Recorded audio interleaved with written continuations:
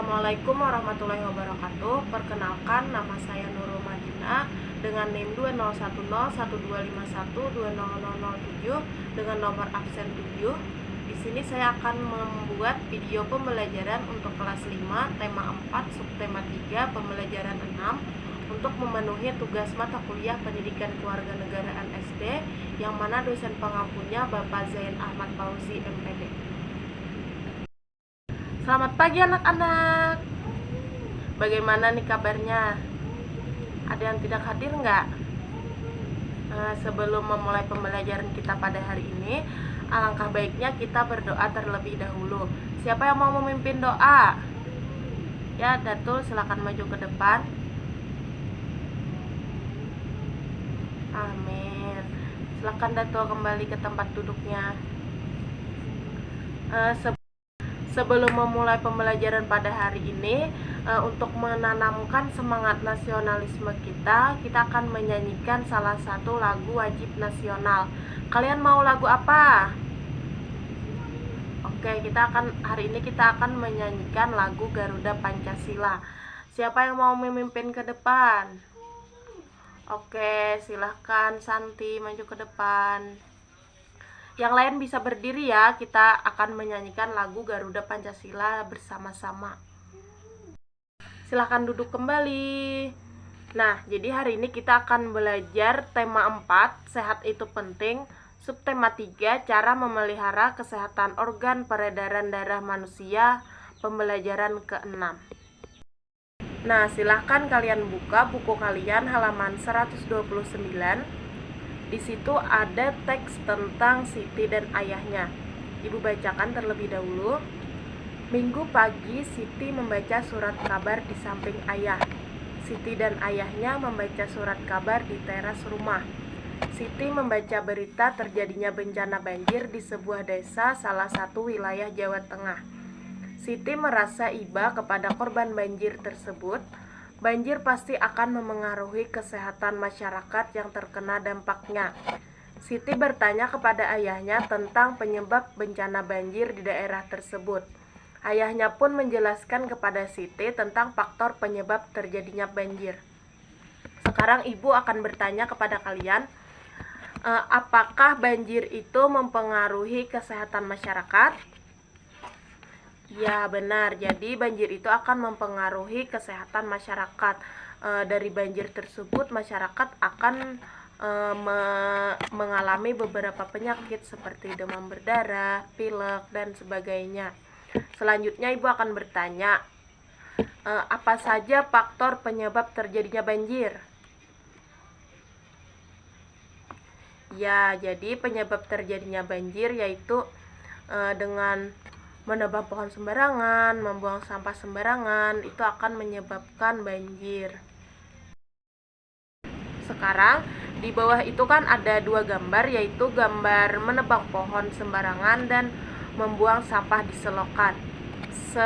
Selanjutnya kalian amati gambar tersebut dan kalian tuliskan pendapat kalian tentang faktor penyebab banjir berdasarkan gambar yang sudah kalian amati tersebut. Tuliskan di kolom yang sudah disediakan di buku.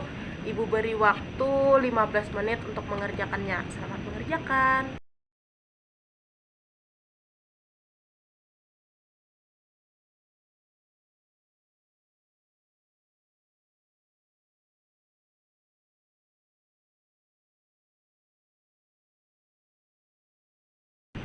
Apakah sudah selesai semua? Ya, baik. Ibu minta untuk 2 orang perwakilan maju ke depan untuk membacakan jawabannya. Siapa yang mau maju ke depan terlebih dahulu? Ya, silahkan Siska. Tepuk tangan dulu untuk Siska. Selanjutnya siapa lagi yang mau membacakan ke depan? Ya, silahkan Pita. Ya, baik sekali jawabannya. Beri tepuk tangan dulu. Nah, jadi faktor penyebab banjir berdasarkan gambar tersebut diantaranya yang pertama itu ada gambar penebangan hutan. Nah, hutan ini kan merupakan salah satu sumber daya alam yang mempunyai peranan penting bagi lingkungan. Selain sebagai pemasok oksigen, Hutan ini juga bermanfaat untuk mencegah banjir. Akar-akar pepohonan ini dapat mengikat air di dalam tanah sehingga dapat mencegah erosi yang dapat memicu terjadinya banjir. Jika pohon di hutan ini ditebang secara liar tanpa adanya reboisasi atau penanaman ulang atau penghijauan, pada musim penghujan dengan curah hujan yang sangat tinggi, banjir dapat terjadi karena aliran air ini tidak dapat menahan karena hutan itu ditebang dan akar-akar pohon tidak dapat lagi menahan air yang mengalir. Selanjutnya untuk gambar yang kedua yaitu membuang sampah di selokan. Nah, selokan ini merupakan tempat yang disediakan untuk mengalirnya air. Air ini dapat mengalir dengan lancar jika tidak ada hambatan. Oleh karena itu, larangan membuang sampah di selokan ini terus digalakkan. Jika masyarakat setempat membuang sampah di selokan terus-menerus, pada musim penghujan dengan curah hujan yang tinggi dapat terjadi banjir. Sampah ini menghambat aliran air sehingga air selokan ini meluap membanjiri permukiman warga. Banyak bentuk tanggung jawab warga masyarakat, misalnya menjaga kebersihan, keamanan, dan ketenangan lingkungan masyarakat. Nah, untuk kegiatan selanjutnya ini kalian akan membentuk 4 kelompok untuk mendiskusikan bagaimana akibatnya jika tanggung jawab masyarakat tersebut tidak dilaksanakan. Kalian silahkan diskusikan secara berkelompok, tuliskan pada kolom yang sudah tersedia di buku. Ibu beri waktu 15 menit untuk mengerjakannya. Silahkan mengerjakan.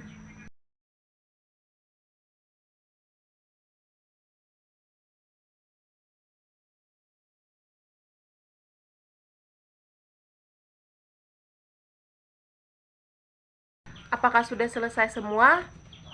Ya, baik. Di sini Ibu minta untuk kelompok 1 maju ke depan untuk membacakan hasil diskusi kelompoknya. Ya, bagus sekali jawaban kelompok 1. Beri tepuk tangan. Selanjutnya untuk kelompok 2 silakan maju ke depan. Ya, jawaban kelompok 2 juga bagus. Tepuk tangan untuk kelompok 2.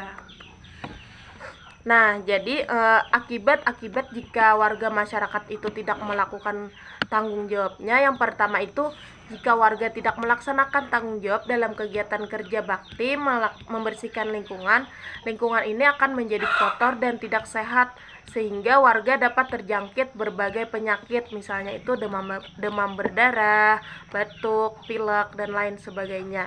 Yang kedua, jika warga tidak melaksanakan tanggung jawabnya dalam kegiatan siskampling atau menjaga lingkungan ini menjadi tidak aman sehingga keamanan warga ini bisa terganggu, misalnya banyak pencuri. Dan yang ketiga, jika warga tidak menjaga ketenangan, lingkungan ini menjadi tidak damai sehingga warga ini tidak nyaman tinggal di lingkungannya sendiri.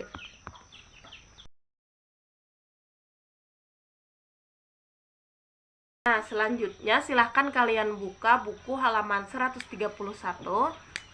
Jadi setiap warga masyarakat ini hendaknya memiliki kesadaran untuk melaksanakan tanggung jawab dalam lingkungannya. Pentingnya pelaksanaan tanggung jawab sebagai warga masyarakat dapat dituangkan ke dalam sebuah pantun. Contoh pantun yang memuat tentang tanggung jawab masyarakat itu salah satunya Ibu bacakan. Pagi-pagi makan roti, ini semua buatan ibunya. Wahai kawan baik hati, bertanggung jawab wajib hukumnya. Nah, itu tadi contoh pantun dalam pelaksanaan tanggung jawab dalam lingkungan. Selanjutnya, untuk kegiatan di bawah yaitu ada ayo menulis. Yang di atas tadi kan ada 2 pantun. Silahkan kalian amati, terus kalian tuliskan amanat atau pesan apa saja yang terkandung dalam 2 pantun tersebut. Kalian tuliskan dalam kolom yang ada di buku. Ibu beri waktu 15 menit. Selamat mengerjakan.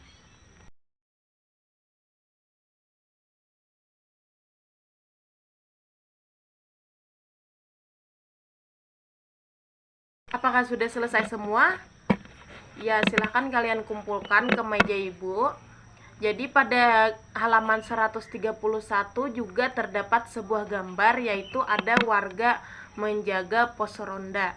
Jadi nasihat tentang pentingnya melaksanakan tanggung jawab sebagai warga masyarakat selain dapat dituangkan melalui sebuah pantun tadi, ini juga dapat dituangkan melalui gambar seperti gambar yang ada pada halaman 131 tadi di pojok bawah kanan. Nah, gambar tersebut menceritakan tentang pelaksanaan tanggung jawab masyarakat dalam menjaga keamanan lingkungan. Menjaga keamanan lingkungan dapat dilaksanakan melalui kegiatan siskampling secara bergantian. Karena waktu kita sudah hampir habis, di sini Ibu akan memberi kalian tugas, yaitu kerjasama dengan orang tua. Kalian itu kan sebagai anggota keluarga, pasti kalian memiliki tanggung jawab di rumah. Kalian tuliskan pada kolom yang ada pada buku tanggung jawab kalian di rumah. Kalian boleh minta bantu orang tua kalian untuk mengetahui secara detail tanggung jawab kalian sebagai anggota keluarga. Untuk tugas ini kalian bisa kumpulkan besok di pertemuan selanjutnya.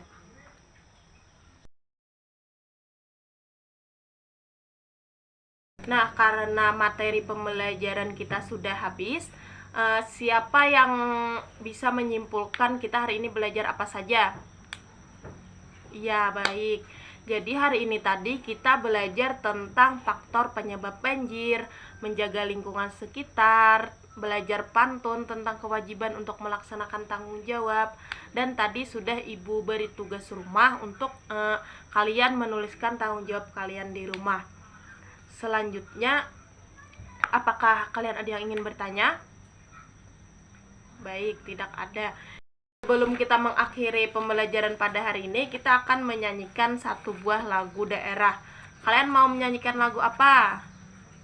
Ya, kita hari ini akan menyanyikan lagu Ampar-Ampar Pisang. Silahkan kalian semua berdiri. Ibu akan hitung 1 sampai 3. 1, 2, 3. Ya, silahkan kalian duduk kembali. Karena di awal tadi kita membuka pembelajaran dengan doa, maka langkah baiknya kita akhiri juga dengan doa. Siapa yang mau memimpin doa? Ya, silakan Eko maju ke depan. Amin. Sudah berakhir pembelajaran kita hari ini. Tetap semangat. Jangan lupa belajar untuk meraih cita-cita kalian. Ibu akhiri, wassalamualaikum warahmatullahi wabarakatuh.